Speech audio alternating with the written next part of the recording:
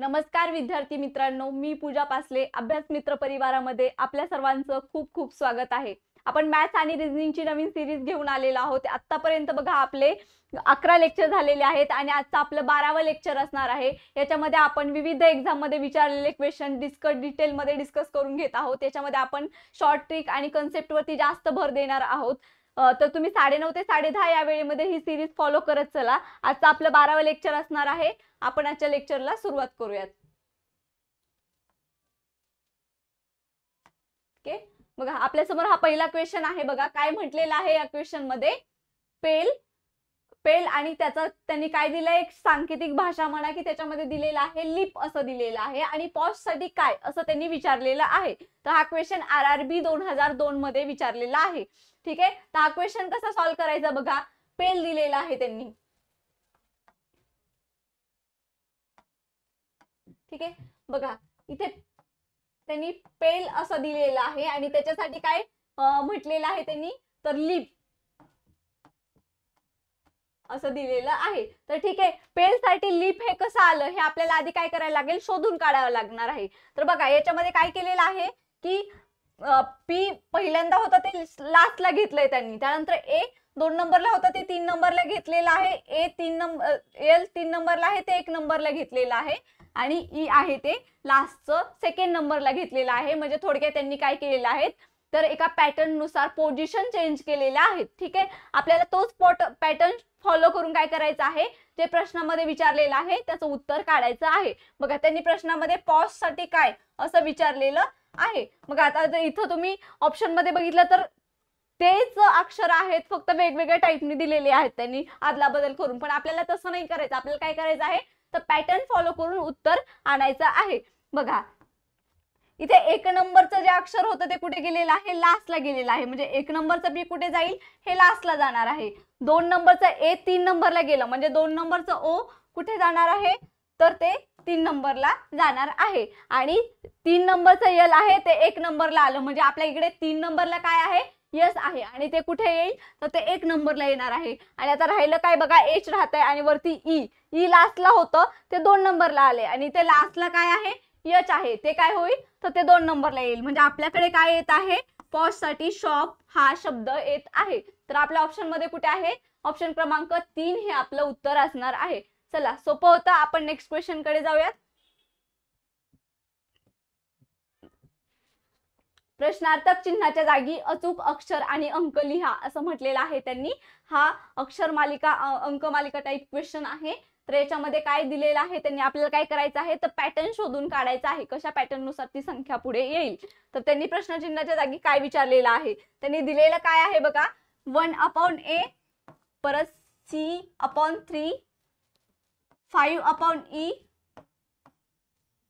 आणि पुढे question mark दिलेला आहे आणि आपल्याला हेच काय करायचंय, उत्तर काढायचं आहे। तर आता तुम्हाला बघितल्यानंतर एक गोष्ट लक्षात आली असेल बघा, 1 मध्ये जर 2 ऍड केलं तर 3 येते बघा, 3 मध्ये परत 2 ऍड करा, काय येत आहे, 5 येते। म्हणजे काय होते, क्रिस क्रॉस अशी ऍडिशन होतीये 2 ची। आता तुम्ही ते अल्फाबेट मध्ये बघा, अल्फाबेट मध्ये पण काय होतंय, ए नंतर जर तुम्ही 2 पोझिशन पुढे गेला तर काय येत आहे, ए बी सी, म्हणजे 2 पोझिशन पुढे गेल्यानंतर काय येत आहे, तर सी येत आहे। सी मध्ये परत 2 पोझिशन पुढे गेल्यानंतर काय येत आहे, तर ई येत आहे। म्हणजे इथं काय होतंय, क्रिस क्रॉस पॅटर्न फॉलो होतोय आणि त्याच्यामध्ये काय होते, तर 2 ची ऍडिशन होतीये आणि आपल्याला हेच फॉलो करून काय करायचंय, उत्तर काढायचं आहे। 5 मध्ये परत तुम्ही 2 ची ऍडिशन करा, बघा काय येणार आहे इथं, तर इथं 7 येईल आणि ई मध्ये तुम्ही 2 पोझिशन पुढे गेला तर ई एफ जी, म्हणजे इथं काय येणार आहे, जी येणार आहे आणि आपलं उत्तर काय असणार आहे, g/7। आपल्या ऑप्शन मध्ये कुठे आहे, तर ऑप्शन क्रमांक 4 g/7 हे आपलं उत्तर असणार आहे।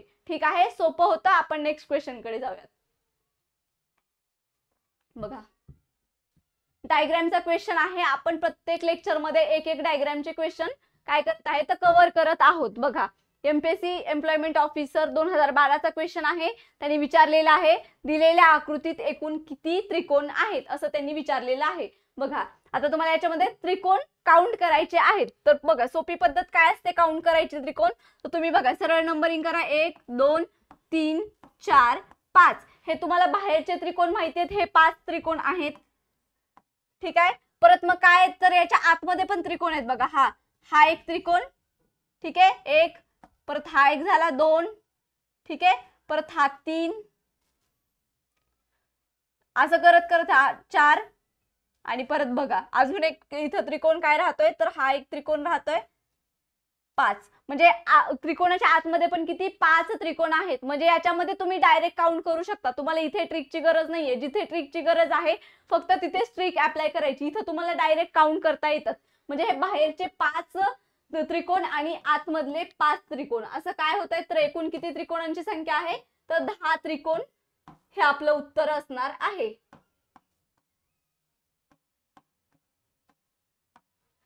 आपल्या ऑप्शन मध्ये कुठे, तर ऑप्शन क्रमांक 2 10 हे आपलं उत्तर असणार आहे. चला नेक्स्ट क्वेश्चन कडे जाऊयात. पीएसआय पूर्व 2013 चा क्वेश्चन आहे बघा. हा काय म्हटलेला आहे, जर x upon y is equal to 7/5 तर x plus y upon x minus y ची किंमत काय. म्हणजे आपल्याला ह्याची किंमत काढायची आहे. त्यांनी दिलेलं काय आहे ते लिहून घेऊयात आपण. x upon y is equal to काय दिलेलं आहे, त्यांनी दिलेलं आहे 7/5 आणि काढायचं काय आहे आपल्याला, तर x plus Y divided by x minus Y हे काढायचं आहे. तर आता तुम्ही इथे पाहिलं तर तुम्हाला लक्षात येईल त्यांनी x ची किंमत काय दिलेली आहे बघा, 7 दिलेली आहे आणि y काय दिलेलं आहे, तर y दिलेला आहे 5. म्हणजे त्यांनी सरळ सरळ किमती दिले, तुम्हाला फक्त त्याच्यामध्ये किमती टाकायच्या आहेत आणि तुम्ही उत्तरापर्यंत पोहोचू शकता. बघा x किती दिलेला आहे, तर हे कसं आपण सिम्प्लिफाय करू शकतो. x च्या जागी आपण काय लिहिणार, तर 7 लिहिणार आणि y साठी 5. बघा फक्त सोडवायचं आहे. 7 अधिक 5 करा किती येणार आहे, 12 आणि 7 मधून 5 गेलं 2 राहिलं. उत्तर काय येणार आहे, 12 भागिले 2 6 हे आपलं उत्तर असणार आहे. एकदम सोपं होतं. आपल्या ऑप्शन मध्ये कुठे आहे, तर ऑप्शन क्रमांक 3 हे आपलं उत्तर असणार आहे. ऑप्शन क्रमांक 3 आपलं उत्तर आहे 6. ठीक आहे, आपण नेक्स्ट क्वेश्चन कडे जाऊया.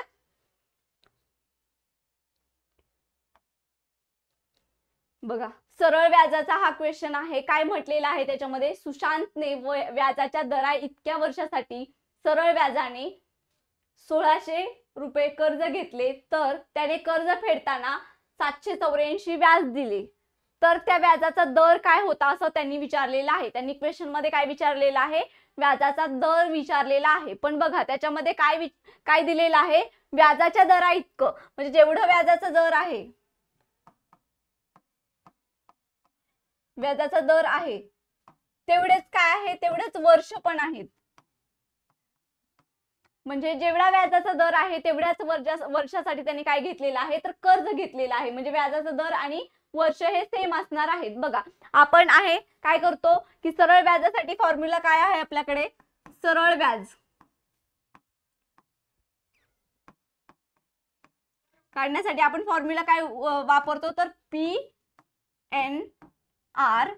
डिवायडेड बाय 100 हा फॉर्म्युला आहे. ठीक आहे, पी म्हणजे काय, आपण पी साठी प्रिन्सिपल अमाऊंट साठी आपण पी वापरतो. एन कशासाठी वापरतो, तर नंबर ऑफ इयर, आणि रेट कशासाठी वापरतो, म्हणजे जो इंटरेस्ट रेट आहे त्याच्यासाठी आपण काय वापरतो, तर आर वापरतो. ठीक आहे, तर आपण याच्यासाठी हे आपण इंग्लिश मध्ये याच्यासाठी करत आहोत की ते लक्षात ठेवायला तुम्हाला फॉर्म्युला सोपा जातो. PNR ज्यांना इंग्लिश मध्ये लक्षात नाही येते त्यांसाठी पी म्हणजे काय असणार आहे, मुद्दल असणार आहे, एन म्हणजे वर्ष असणार आहे, आणि आर म्हणजे काय असणार आहे, तर व्याजाचा दर असणार आहे. ठीक आहे, बघा त्यांनी काय दिलेलं आहे, आपल्याकडे प्रिन्सिपल माहिती आहे, प्रिन्सिपल अमाऊंट, मुद्दल किती आहे, तर 1600 रुपयाचं त्यांनी काय घेतलेलं आहे, कर्ज घेतलेलं आहे. आपल्याला वर्ष माहिती आहेत का, नंबर ऑफ वर्ष किती वर्षांसाठी घेतलेलं माहिती नाहीये, पण आपल्याला एक गोष्ट काय माहितीये, किती वर्षासाठी घेतलंय तेवढाच त्याच्या व्याजाचा दर आहे. म्हणजे आपण दोघांसाठी पण मिळून एक्स वापरू शकतो का, आपण दोघांसाठी आपण काय करूयात, एक्स वापरूयात, कारण हे दोघं पण सेमच आहेत.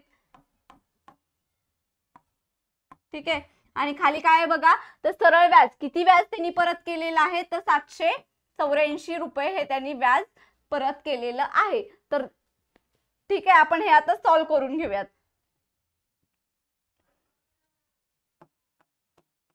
बघा इकडे काय राहील, एक्स स्क्वेअर राहील, इकडे काय आहे, हे मल्टिप्लिकेशन मध्ये आहे, तर ते डिवाइडला जाईल.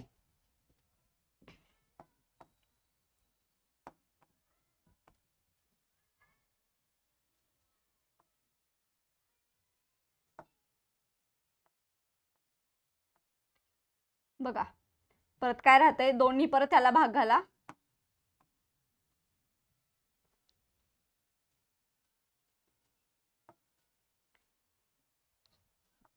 ठीक आहे, बघा इथं काय येत आहे तर 49 is equal to x square हे आपलं उत्तर येत आहे. ठीक आहे, आपलं इथं उत्तर संपलेलं नाहीये, आपल्याला काय काढायचं त्यांनी व्याजाचा दर असं विचारलेलं आहे. तर बघा आता याला स्क्वेअर दोन्हीकडचा स्क्वेअर आहे, तर आपण काय करू दोघांचं स्क्वेअर रूट घेऊया. तर काय येणार आहे तिकडे एक्स इज इक्वल टू 7 हे आपलं उत्तर येणार आहे. आणि बघा आपण व्याजाच्या दरासाठी काय वापरलेलं तर एक्स वापरलेलं, आणि एक्स म्हणजेच काय आहे आपलं काय आलेलं आहे 7 हे उत्तर आलेलं आहे. आपल्या ऑप्शन मध्ये कुठे 7 आहे तर ऑप्शन क्रमांक 2 7 हे आपलं उत्तर आलेलं आहे. ठीक आहे, सोपं होतं, तुम्हाला फक्त हा फॉर्म्युला लक्षात ठेवायचा. चला नेक्स्ट क्वेश्चन कडे जाऊयात. बघा काय म्हटलेलं आहे, ए चा पगार बी पेक्षा 20% कमी आहे, तर बी चा पगार ए पेक्षा किती टक्क्यांनी जास्त आहे. क्लर्क 2015 चा क्वेश्चन आहे. सर्व प्रकारच्या एक्झाम मध्ये अशा टाइपचे क्वेश्चन विचारले जातात. बघा याच्यासाठी वेगवेगळे फॉर्म्युले पण आहेत, पण ते खूप किचकट होतात आणि सॉल्व्ह करताना तुमचा वेळ जातो. तर बघा हे सॉल्व्ह करताना लक्षात काय ठेवायचं, बघा ए त्यांनी जसं म्हटलंय तसं काढून घ्यायचं. ए काय म्हटलेलं आहे, ए चा पगार बी पेक्षा 20% कमी आहे. किती 20% कमी कमी म्हटलेलं आहे. ठीक आहे, आता बघा 20% ला आपण असं लिहू शकतो का, बघा हे सॉल्व्ह कसं केलं तर काय येईल 1/5. ठीक आहे, आपण 20% ला 1/5 लिहू शकतो. ठीक आहे, आता काय करायचं हे सॉल्व्ह करताना कितीने जास्त आहे असं बी चा पगार ए पेक्षा कितीने जास्त आहे असं त्यांनी विचारलेलं आहे. पण ठीक आहे त्यांनी सांगितलेलं काय आहे पी पेक्षा 20% कमी आहे. तर बघा एक गोष्ट लक्षात ठेवायची, N for numerator N for no change. आपल्याला काय करायचं हे बघा हे काय आहे न्यूमरेटर आहे आणि हा काय आहे न्यूमरेटर आहे. म्हणजे याच्यामध्ये तुम्ही काय करायचं एन फॉर न्यूमरेटर आणि एन फॉर नो चेंज, म्हणजे आपल्याला न्यूमिनेटर मध्ये चेंज करायचा नाही. चेंज कशामध्ये करायचंय तर खाली छेदामध्ये फरक चेंज करायचा आहे. काय करायचं कमी विचारले, मग काय करायचं जो वरचा न्यूमिनेटर आहे तो डिनोमिनेटर मधून काय करायचा मायनस करायचा. बघा वरती काय आहे वरती 1 ला N for numerator N for no change, म्हणजे 1 ला 1 आपण आहे तसं लिहून घेणार. मग काय करायचं आता चेंज कशामध्ये करायचं तर डिनोमिनेटर मध्ये चेंज करायचं. कितीने करायचा जेवढं वरती डिनोमिनेटर दिलेला असतो. आता वर किती आहे न्यूमिनेटर तर 1 आहे, तर 5 मधून 1 घालवा किती येणार आहे 4 येणार आहे. आपलं हे उत्तर आलेलं आहे, पण आपल्याला कसं करायचंय ते टक्क्यांमध्ये काढायचंय. तर आपण टक्क्यामध्ये काढताना कसं करतो तर 100 नी त्याला गुणायचं. म्हणजे काय येतं बघा हे तुम्ही सॉल्व्ह केलं तर इथं काय येणार आहे 20%. एकदम सोपं होतं. तुम्ही डायरेक्ट क्वेश्चन म्हणजे इथं फॉर्म्युला वगैरे यूज करायची गरजच नाहीये तुम्हाला. फक्त इथं काय ह्या शब्दांवरती फक्त लक्ष द्यायचं. कमी म्हटलंय की जास्त म्हटलंय, कमी म्हटलं तर मायनस करायचं आणि जास्त म्हटलं तर ऍड करायचं. ठीक आहे, आपल्या ऑप्शन मध्ये कुठे आहे तर ऑप्शन क्रमांक 4 25% हे आपलं उत्तर असणार आहे. ठीक आहे, नेक्स्ट क्वेश्चन कडे जाऊयात.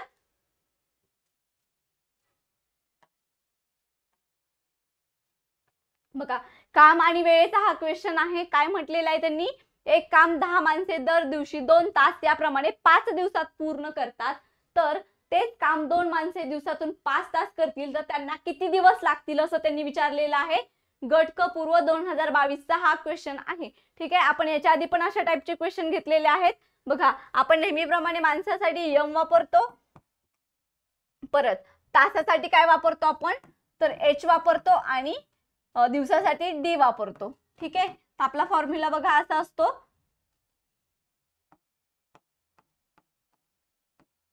सगळ्यात सोपं म्हणजे लक्षात ठेवायचं एमडीएच असं लक्षात ठेवा, म्हणजे तुम्हाला ते लक्षात राहील. आता काय करायचं याच्यामध्ये व्हॅल्यू पुट करा. पहिल्यांदा काय दिलंय पहिल्या पार्ट मध्ये एक माणूस काम करेल, किती माणसं एक काम करायला 10 माणसे 10, म्हणजे इथं काय येणार आहे M1 10 येणार आहे, एच किती येणार आहे 2 येणार आहे आणि किती दिवस लागतात तर 5. आणि पुढे काय आहे किती माणसे 2 माणसे 5 तास आणि विचारलं आहे की किती दिवस लागतील. ठीक आहे, आता आपण काय करायचं इकडचं सगळं या साईडला आपण शिफ्ट करून घेऊयात. तिकडे मल्टिप्लिकेशनला आहे, इकडे डिव्हिजन होईल त्याची, आणि इकडे काय राहतंय तर D2 राहते. म्हणजे आपल्या किती दिवस दिवसासाठी आपण डी वापरत असतो. बघा 2 × 5 ला 2 × 5 कट होणार आहे, राहते काय खाली फक्त 10 राहते आणि D2 म्हणजेच काय आपल्याला आहे दिवसासाठी आपण काय वापरत आहोत तर डी हे वापरत आहोत. म्हणजेच किती लागतील तर 10 दिवस लागतील. ठीक आहे, आपल्या ऑप्शन मध्ये कुठे तर ऑप्शन क्रमांक 3 10 हे आपलं उत्तर असणार आहे. ठीक आहे, आपण नेक्स्ट क्वेश्चन कडे जाऊयात. बघा काय म्हटलेलं आहे याच्यामध्ये, ए बी व सी चढत्या क्रमाने येणाऱ्या 3 विषम संख्या आहेत. ठीक आहे, आपल्याला माहिती नाहीयेत त्या 3 विषम संख्या काय आहेत, पण त्यांनी काय म्हटलेलं आहे की ए ची तिप्पट ही सी च्या दुप्पटीपेक्षा 3 ने लहान आहे, तर सी ची किंमत असलेला पर्याय निवडा. एसओ मुख्य 2015 चा हा क्वेश्चन आहे. बघा तो जरी अवघड वाटत असला तर एकदम सोपा आहे. फक्त आपल्याला काय करायचं आहे, त्यांनी जशा कंडिशन दिलेल्या आहेत त्या फॉलो करायच्या. ए बी सी चढत्या क्रमाने म्हणजेच ऑब्विसली काय असणार आहे, ए सगळ्यात लहान असणार आहे, बी त्यापेक्षा मोठा आणि सी त्याच्यापेक्षा पण मोठा. ठीक आहे, तर आपण त्याच्यासाठी काय करूयात, ए बी सी आपल्याला संख्या माहित नाहीयेत, आपण मग त्यासाठी काहीतरी मानायची गरज असते आपल्याला. ए बी सी, आता ह्यात ए सगळ्यात लहान असणार आहे, तर ए साठी आपण काय मानूयात, तर एक्स मानूयात. ही पहिली संख्या आहे समजा.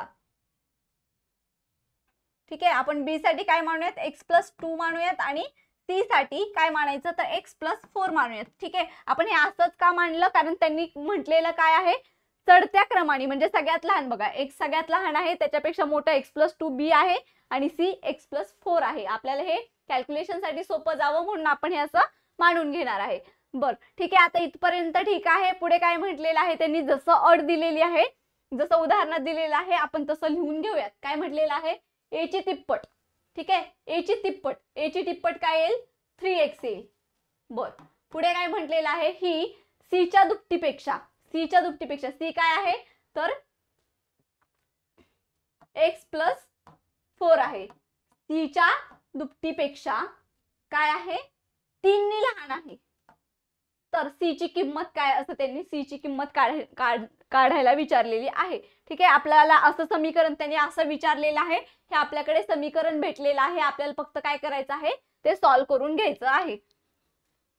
ठीक आहे, 3x ला 3x इकडे असं 2x येईल, दोन्ही गुणाकार केला ब्रॅकेट मध्ये, पुढे काय येईल, 4 दोन्ही 8 -3 हे येईल. परत बघा 3x मायनस काय होईल, 2x, पुढे काय होईल, तर बघा इकडे काय राहणार आहे, तुमच्या ह्याच्यामधून 8तून 3 गेलं, काय राहणार आहे, 5 राहील. परत इथं काय राहील, तर x राहील. x इज काय येणार आहे, 5 हे उत्तर येणार आहे. ठीक आहे, आपल्याला x ची किंमत भेटली म्हणजे आपल्याला काय भेटलेलं आहे, बघा a किती येईल, 5 येईल. a+2 केलं तर काय येईल, 7 येईल. आणि x+4 केलं म्हणजे 5 मध्ये 4 घातलं तर किती येणार आहे, 9. आणि आपल्याला विचारलं काय आहे, तर सी चीच किंमत विचारलेली आहे. आपल्या ऑप्शन मध्ये कुठे आहे, तर ऑप्शन क्रमांक 2 हे उत्तर आपलं असणार आहे. ऑप्शन क्रमांक 2 9 हे आपलं उत्तर असणार आहे. सी ची किंमत किती आलेली आहे, तर 9 ही किंमत आलेली आहे. ठीक आहे, सोपं होतं, त्यांनी जशी कंडिशन दिलेली आहे त्यानुसार हे समीकरण तयार करता आलं पाहिजे. ठीक आहे, पुढच्या क्वेश्चन कडे जाऊयात. काय म्हटलेलं आहे बघा, एका संख्येच्या 1/9 मधून 9 वजा केले असता उत्तर 9 येते, तर ती संख्या किती असेल. एसओ पूर्व 2012 चा हा क्वेश्चन आहे. बघा त्यांनी म्हटलंय तसं लिहून घेऊया. एका संख्येच्या 9 मास म्हणजे कसं असणार आहे ती संख्या. जेव्हा संख्या माहित नसते तेव्हा आपण गणितीय भाषेमध्ये काय करत असतो, तिला x हे मानत असतो. बघा x/9.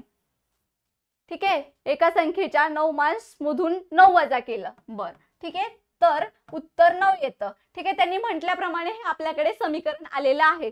तर त्याच्यावरून ती संख्या कोणती असेल हे आपल्याला काढायचं. ठीक आहे, फक्त सिम्प्लिफाय करायचं, याच्यावरून तुम्ही उत्तर काढू शकता. बघा x/9 इकडे बघा मायनस मध्ये आहे, तिकडे जाऊन काय होईल, प्लस होईल. 9 9 किती येणार आहे, 18 येणार आहे. इकडे x राहील, इकडे 9 डिव्हिजनला आहे, तिकडे जाऊन काय होणार, मल्टिप्लिकेशन होणार आहे. तुम्हाला काय करायचंय, त्याची मल्टिप्लिकेशन करा, काय येणार आहे,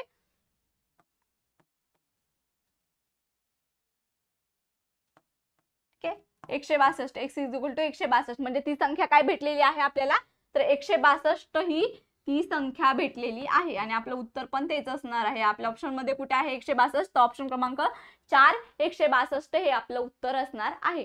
चला नेक्स्ट क्वेश्चन कडे जाऊयात. बघा क्वेश्चन सॉल्व्ह करायचा आहे आपल्याला. हा काय म्हटलेला आहे, PSI 2011 चा क्वेश्चन आहे आणि त्यांनी असं हे ब्रॅकेट फॉर्मॅट मध्ये क्वेश्चन दिलेला आहे, पॉइंट वगैरे आहेत आणि आपल्याला तो काय करायचा आहे, सॉल्व्ह करायचा आहे. ठीक आहे, काय दिलेलं आहे आपण ते व्यवस्थित लिहून घेऊयात. बघा असा मोठा ब्रॅकेट दिलाय, त्याच्यामध्ये काय म्हटलेलं आहे 65/13 म्हटलेलं आहे. पुढे काय केलेलं आहे प्लस 96/16. ठीक आहे. परत त्याच्यामध्ये काय अजून एक ब्रॅकेट आहे 25/0.5 अधिक 44/11. परत तो ब्रॅकेट मोठा कंप्लीट आहे आणि परत एक ब्रॅकेट आहे तर 32/16 अधिक. ठीक आहे, असं त्यांनी समीकरण दिलेलं आहे आणि आपल्याला काय करायचं आता हे सॉल्व्ह करून घ्यायचं आहे. बघा त्याच्यात ज्यांचे पाढे पाठ आहेत त्यांना डायरेक्ट उत्तर येणार 13. तुम्ही इथं काय करत बसायची गरज आहे का? 13×5 = 65. बघा पुढे काय करायचंय तर परत काय करायचं तुम्हाला तर इथं भाग घालवायचा आहे.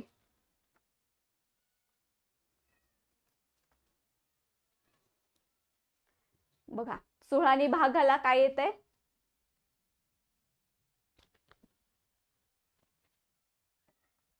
16 काय येणार आहे तर 96 येणार आहे. बघा परत काय करायचंय, हा ब्रॅकेट कंप्लीट झाला, परत हा सॉल्व्ह करायचंय तुम्हाला. बघा इथं काय होणार आहे, पॉईंट पुढे सरकवा तुम्ही, 250 राहणार आहे आणि खाली राहील काय राहील 25 राहील. मग इथं हे सॉल्व्ह केलं तर तुम्हाला काय येणार आहे बघा 25/250 येणार. तर ठीक आहे, आपण तिथे डायरेक्ट आपण तिथे 10 लिहून टाकूया. सॉल्व्ह करून दाखवलं तिथे कसं येणार आहे ते, तिथे आपण डायरेक्ट 10 लिहून टाकूया. ठीक आहे, इकडे काय येईल 4 येईल, ह्यानी भागातला 11नी भागातला. तर पुढे काय होणार आहे तसं सॉल्व्ह करून घ्यायचं तुम्हाला. इथं 16×2 = 32 आणि इथे काय येणार आहे तर 8 हे येणार आहे. परत काय करायचंय पुढे हे तुम्हाला इथे बघा, इथं मल्टिप्लिकेशनचं चिन्ह आहे. 6 आणि 5 किती येत आहे बघा, 6 आणि 5 किती 11 येत आहे, गुणुले 10 चौक किती येत आहे तर 40 येणार आहे. पुढे काय आहे डिवाइडला आहे आणि हे 10 असणार आहे. तर बघा तुम्ही हे सॉल्व्ह केलं तर बघा तुमचं काय उत्तर येणार आहे 11. 1 मिनिट.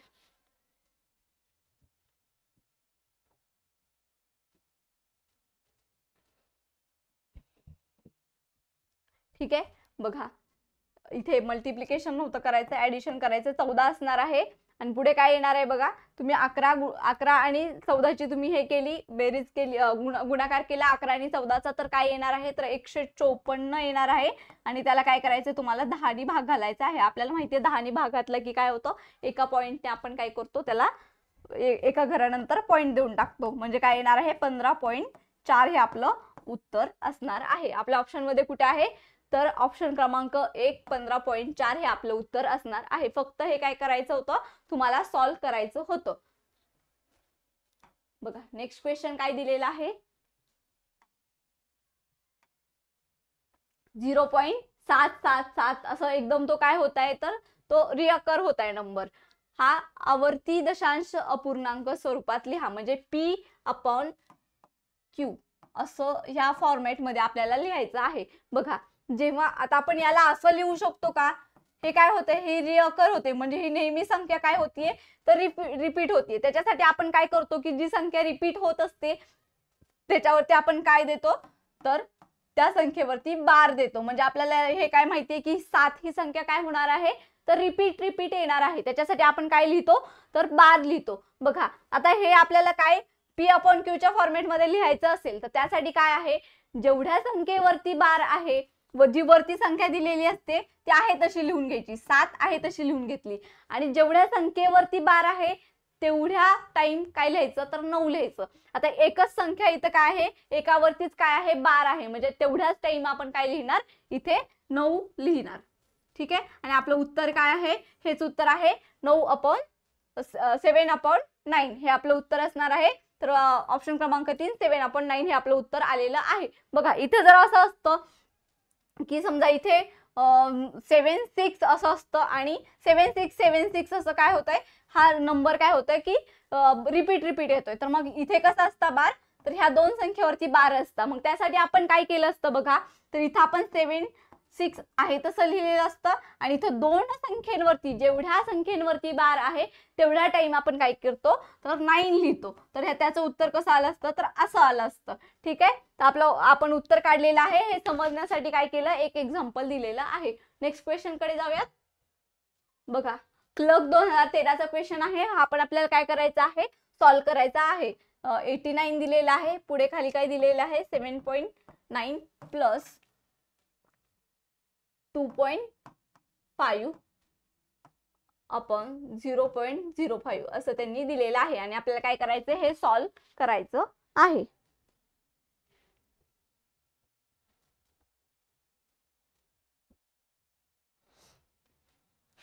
ठीक आहे, बघा इथे थोडस प्रिंटिंग मिस्टेक झालेली आहे. इथं काय आहे 1 पॉइंट आहे, बघा इथे पॉइंट आहे बघा. आणि आता आपल्याला काय करायचं हे सॉल्व्ह करायचं. आता पॉइंट असल्यानंतर काय करायचं फक्त आपल्याला काय करायचं पॉइंट शिफ्ट करून घ्यायचे म्हणजे आपल्याला काय होईल कॅल्क्युलेशन करायला इझी जाणार आहे. बघा इथं काय करा तुम्ही 1 नी पॉइंट शिफ्ट करा म्हणजे काय होणार आहे 18.9 आणि इथं पण 1 नी पॉइंट शिफ्ट केला खाली काय राहणार आहे 7 राहणार आहे फक्त.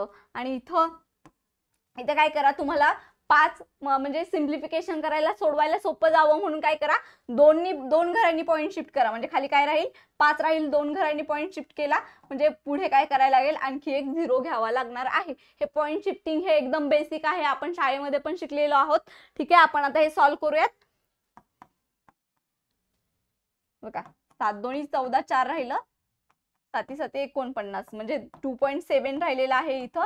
आणि बघा याने सॉल्व्ह केलं 5 5 25 म्हणजे इथे किती राहते 50 राहते आणि यांची ऍडिशन केली तर काय येते बघा 52.7 हे आपलं उत्तर असणार आहे. ठीक आहे, आपल्या ऑप्शन मध्ये कुठे आहे 52.7 हे आपलं उत्तर ऑप्शन क्रमांक 2 मध्ये आहे. ठीक आहे, सोपं होतं फक्त सिम्प्लिफाय करायचं. हे पॉइंट शिफ्टिंग वगैरे एकदम सोपं आहे, आपण शाळेमध्ये पण शिकलेलो आहोत. ठीक आहे, नेक्स्ट क्वेश्चन कडे जाऊया. बघा काय म्हटलेलं आहे याच्यामध्ये त्यांनी तर 1 पासून 100 पर्यंतच्या सर्व नैसर्गिक संख्यांची बेरीज किती असं त्यांनी विचारलेलं आहे. आणि हा क्वेश्चन कुठला आहे तर क्लर्क 2013 मध्ये विचारलेला हा क्वेश्चन आहे. ठीक आहे, तर याच्यासाठी क्रमवार नैसर्गिक संख्यांसाठी आपण काय फॉर्म्युला यूज करत असतो क्रमवार नैसर्गिक संख्या विचारल्या असल्यावर बघा n प्लस 1 डिवायडेड बाय 2 हा आपला फॉर्म्युला असतो. n म्हणजे जी शेवटची जी संख्या आहे कुठपर्यंत विचारलेला आहे त्यासाठी आपण काय यूज करत असतो तर n हे यूज करत असतो. तर कुठपर्यंत विचारलेला आहे तर 100 पर्यंत विचारलेला आहे. मग आपण इथे n साठी काय लिहिणार आहोत तर 100. ठीक आहे, आपण तिथं n च्या ऐवजी 100 पुट करून घेऊयात अधिक 1 भागिले 2 बघा 100 गुणिले 101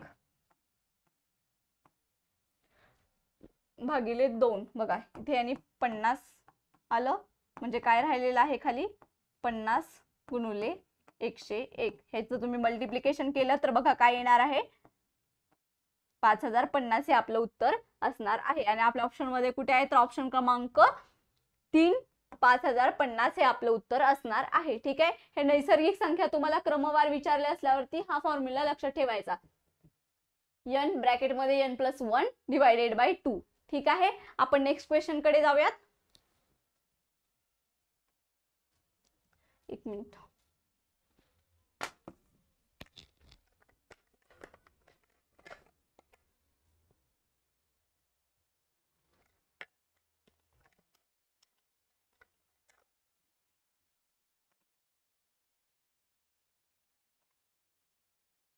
बघा काय विचारलेलं आहे जर 60 किलो गव्हाची किंमत 960 रुपये असेल तर 25 किलो गव्हाची किंमत किती असं त्यांनी विचारलेलं आहे. खूपच सोपा क्वेश्चन आहे. बघा काय विचारलेलं आहे 60 किलो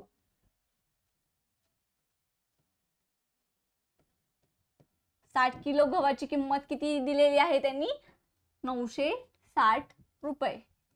ठीक आहे, तर विचारलं काय आहे 25 किलो साठी 25 किलो गव्हाची किंमत किती हे त्यांनी विचारलेलं आहे. तर आपण त्यासाठी काय वापरू तर x हे आपण यूज करू, आपल्याला माहिती नाहीये. ठीक आहे, क्रॉस मल्टिप्लिकेशन करा तुम्ही. एक्स इकडे 960 गुणुले 25 घ्या, परत एक्स इकडे ठेवायचं, नेहमीप्रमाणेच कॅल्क्युलेशन आहे, खाली 60. ओके, सॉल्व करून बघा.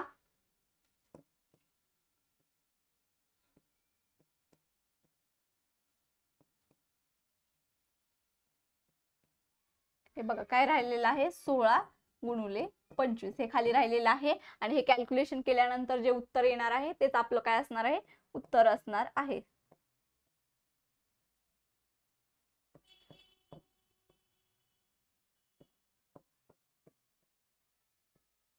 ठीक आहे, तर 400 हे आपलं काय असणार आहे, 400 रुपये हे आपलं काय असणार आहे, उत्तरच नाही. आपल्या ऑप्शन मध्ये कुठे आहे, तर ऑप्शन क्रमांक 4, 400 रुपये हे आपलं काय असणार आहे, उत्तर असणार आहे. ठीक आहे, म्हणजेच काय, तर 25 किलो गव्हाची किंमत किती असणार आहे, तर 400 रुपये. चला नेक्स्ट क्वेश्चन कडे जाऊयात. बघा शेवटचा क्वेश्चन आहे आजचा आपला. हा काय म्हटलेला आहे, अंक गणितीय श्रेणीच्या लगतच्या 4 संख्यांची बेरीज 20 आहे आणि तिसऱ्या व चौथ्या क्रमांकांच्या संख्यांची बेरीज 14 आहे, तर त्या संख्या कोणत्या. क्लर्क 2013 चा क्वेश्चन आहे. आपल्याला माहिती आहेत का त्या संख्या, तर माहिती नाहीये. तर अशा वेळी काय करायचं, तर ऑप्शन चेक करून पाहायचे, याच्यामध्ये कोणत्या 4 संख्यांची बेरीज आहे, ते 20 येईल. आता हे जर तुम्ही मायनस मायनस वाले पाहिले तर तुम्हाला लगेच लक्षात येईल की इथं तर होणे काही पॉसिबल नाहीये बघा. आणि मग राहतात खाली कोणते, हे 2 राहतात बघा. हे करून पाहूयात आपण ह्याच्यामध्ये. तर बघा 4 8 आणि 2 10 10 10 आणि हे किती 10, हे किती होतंय 20 होतंय. म्हणजे आपली पहिली कंडिशन फुलफिल झालेली आहे बघा. 2 + 4 + 6 + 8 4 संख्यांची बेरीज किती आली पाहिजे, 20 आली पाहिजे असं त्यांनी म्हटलेलं आहे. 20 बेरीज येते. परत पुढे काय म्हटलेलं आहे, तिसऱ्या व चौथ्या क्रमांकाची संख्या, ही 3rd नंबरची आणि ही 4 नंबरची संख्या, यांची बेरीज किती आली पाहिजे म्हटलेलं आहे त्यांनी, तर 14 आली पाहिजे. तर बघा करून पहा, त्यांची बेरीज येते 14. म्हणजे आपलं उत्तरच काय असणार आहे, ऑप्शन क्रमांक 3. पुढे चेक करायची गरजच नाहीये. ठीक आहे, आजचे आपण 15 क्वेश्चन घेतलेले आहेत बघा.